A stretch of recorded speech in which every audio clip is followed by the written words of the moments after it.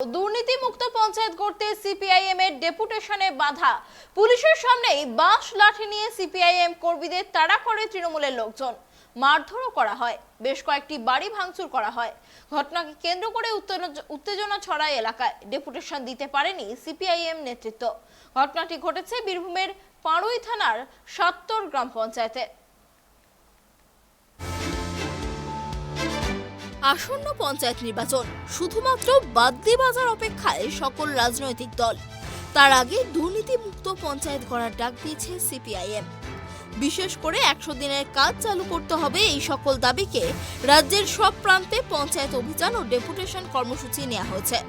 সেই মতো সমস্ত পঞ্চায়েতের পাশাপাশি বীরভূমের পাড়ুই থানার সাত্তর গ্রাম পঞ্চায়েতেও ডেপুটেশন দেওয়ার উদ্যোগ নেয় সিপিআইএম এর নেতাকর্মীরা। অভিযোগ, সাত্তর বাস স্ট্যান্ডে জমায়েত হতেই চড়াও হয় তৃণমূলের লোকজন। বাঁশ লাঠি নিয়ে পুলিশের সামনেই সিপিআইএম নেতা কর্মীদের তাড়া করে তারা। আরও অভিযোগ, পুলিশের সামনেই সিপিআইএম এর নেতা কর্মীদের বাধা দেওয়া হয়, মারধর করা হয়। এমনকি সাত্তর পার্শ্ববর্তী যাদবপুর গ্রামেও সিপিআইএম কর্মীদের মারধর করা হয়, বাড়িঘরে ভাঙচুর চালানো হয়।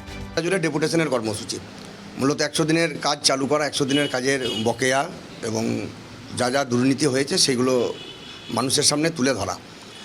ফলে এটা দিনের আলোর মতো পরিষ্কার হচ্ছে যে দুর্নীতি ছাড়া তৃণমূল কংগ্রেস থাকবে না।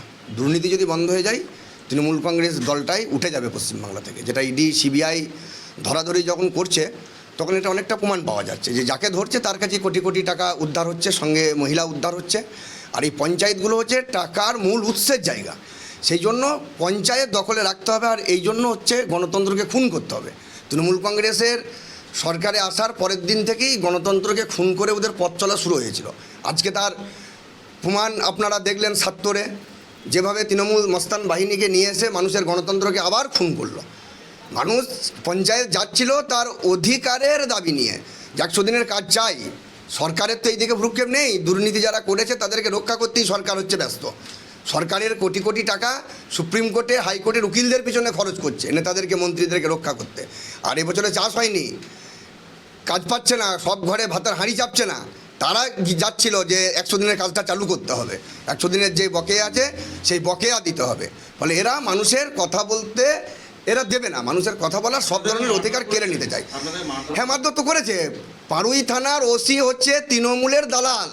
তিনি পুলিশের উর্দি পরে তৃণমূল কংগ্রেস করছেন। তার নেতৃত্বে তৃণমূলের মস্তানা বাহিনী আজকে সাত্তর অঞ্চলের গরিব মানুষের উপর আক্রমণ করেছে। ফলে মানুষ প্রস্তুতি নিচ্ছে।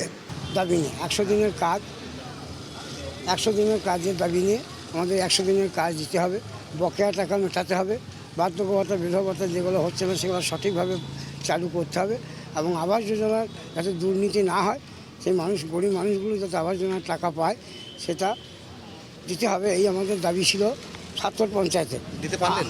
আমরা আজকে ডেপুটেশন দেওয়ার জন্য ওখানে গিয়েছিলাম। তার তৃণমূলের হারমাত বাহিনী মানে মোটামুটি 50টা মোটর সাইকেলের পিছনে 50টা মোটর সাইকেল নিয়ে অন্তত 6 লোক বিভিন্ন জায়গা থেকে, যাদবপুর, কেনলাঙ্গাল এবং কী বলে আলবান্ধা, আলবান্ধা বলছি, 52 গ্রামে ওইখানে যে আদিবাসী পাড়া, ওদের সবাইকে তাড়া করে মাঠে তাড়া করে মারধর কিছু করেছে, মারধর করে সব ছেড়ে দেয়। আর আমরা বেশ কয়েকজন, প্রকুল ঘরোই, আমি এবং মানববাবু, আমরা সাত্তর সিপিএম পার্টি অফিসে ছিলাম। আমাদেরকে জোর করে পার্টি অফিস থেকে বের করে দেয় এবং বলে এখানে কোনো রকম ডেপুটেশন দেওয়া হবে না, তোমরা এখান থেকে চলে যাও, কারণ তোমাদের অবস্থা টাইট করতে হবে বা মেরে ফেলা হবে। পুলিশের ভূমিকা কি? পুলিশ এখন দেখলাম ওদের সঙ্গেই ঘুরছে। আমরা পুলিশকে 2-3বার ফোন করেছি, পুলিশ কোনো পদক্ষেপই নেয়নি। আমরা সেই জন্য অন্তত বলবো, প্রশাসন এইভাবে যদি চলে তাহলে আমাদের তো, এরা যে বলছে দুর্নীতিমুক্ত পঞ্চায়েত করবে, তাহলে কীভাবে করবে? কারণ প্রশাসনই তো পার্টি করছে, তৃণমূল পার্টিটা এখন প্রশাসনই করছে। প্রশাসন এখন পুরো ওদের সপোর্টার।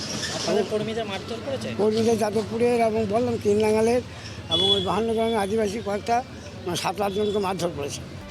বোলপুরের এসডিপিও নিখিল আগরওয়াল, পাড়ুই থানার ওসি পূর্ণেন্দু বিকাশ দাসের নেতৃত্বে পুলিশ সাত্তর যাদবপুর গ্রামে যায়। তাদের সামনেই সংবাদ মাধ্যমকে ঘটনার ছবি সংগ্রহ করতে বাধা দেয় তৃণমূলের লোকজন। সাত্তরের স্থানীয় তৃণমূল নেতা শেখ মুস্তাফা বলেন, তেমন কিছুই হয়নি। যখন উন্নয়নমূলক কাজ হয় সিপিআইএম দেখতে পারে না সেটা। মিথ্যা অভিযোগ নিয়ে ডেপুটেশন দিতে চলে আসে। সেটাই আমরা বলেছি, কেন মিথ্যা অভিযোগ তুলে পঞ্চায়েতে ডেপুটেশন দেবে? কে সিপিএম পার্টি আমার অঞ্চল ঘেরাও করব বলে পঞ্চায়েতে জানিয়েছিল। কিন্তু পঞ্চায়েত এমন কাজ করে নাই যে ঘেরাও করতে হবে। আমার পঞ্চায়েতে খুব ভালো কাজ হয় এবং কোনো দুর্নীতি নাই, কিন্তু আজকে সিপিএম যায় নাই, ঘেরাও করতে যায় নাই। হ্যাঁ, এইবারে এই যাদবপুর গ্রামের কিছু সিপিএম লোক চারিদিকে একটুকু ঝামেলাটা করেছে। হ্যাঁ, এখানে কোনো ঝামেলা হয় নাই। বলছি সিপিএম এর একটা অভিযোগ, তাদেরকে বাধা দেওয়া হয়েছে, মারধর করা হয়েছে, এটা নিয়ে কি বলবেন? মিথ্যা কথা, কোনো লোককে বাধা দিই নাই, কোনো লোক মার খায় নাই। সিপিআইএম নেতা বকুল পাড়ুই বলেন, তৃণমূলের দালাল পাড়ুই থানার ওসির সামনেই আমাদের ডেপুটেশন দিতে বাধা দেয় তৃণমূল মস্তানরা। পুলিশ চুপ করে দেখছিল, আমাদের কর্মীদের মারধর করেছে। পঞ্চায়েত ভোট আসছে, মানুষের কাজের দাবিতে ডেপুটেশন পর্যন্ত দিতে দিচ্ছে না। আমরা বৃহত্তর আন্দোলন গড়ে তুলব মানুষকে সঙ্গে নিয়ে। বীরভূম থেকে জয়ন্ত দাসের রিপোর্ট, ট্রাইব টিভি।